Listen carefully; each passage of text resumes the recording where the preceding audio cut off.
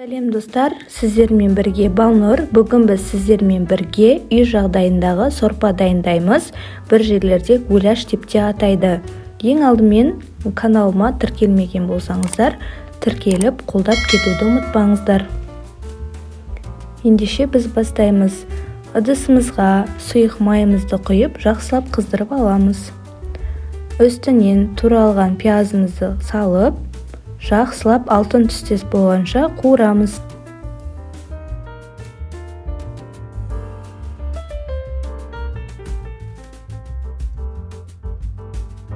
Әдемілеп араластырып аламыз. Одан кейін үстіне қызанақ саламыз. Қызанақты да өте ұсақтап турап аламыз.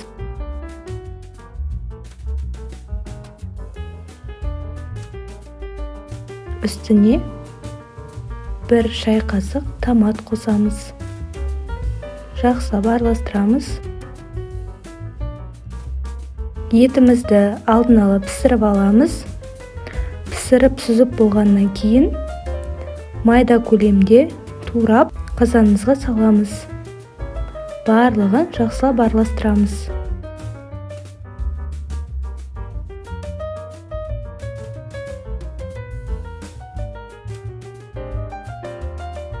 Өзінің сөлі бөлініп, соғы әдемі болып шығады.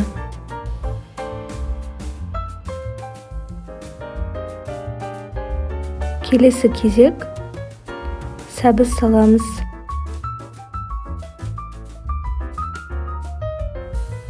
Өзіңізге ыңғайлы етіп, әдемі етіп турап аласыздар. Үстінен картопымызды саламыз. Дәміне қарай тұз бен бұрыш қосамыз.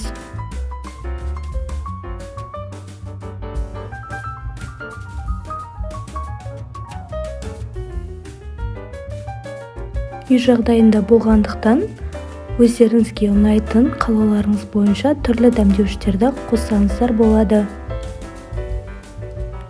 Астын үстіне аудара отырып, жақсылап араластырып аламыз.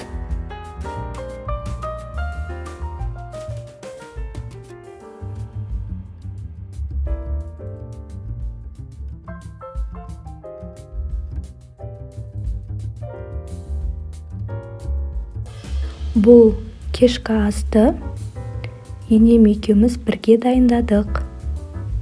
Өте дәмді болып шықты. Сіздерге де ұнайтынына сенімдімін. Отбасыларыңызға жасап, қуантып қойыңыздар. Үстіне жаңағы бульонымызды құямыз, яғни еттің сорпасын құямыз. Жақсылап араластырып, бетін жауып, жарты сағатқа қоямыз.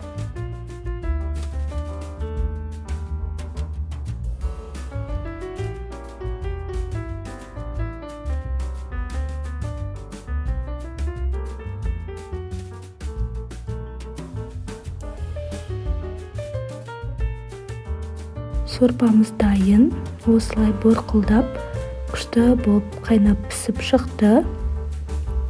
Енді тамағымызды ыдысымызға салып ұсынамыз.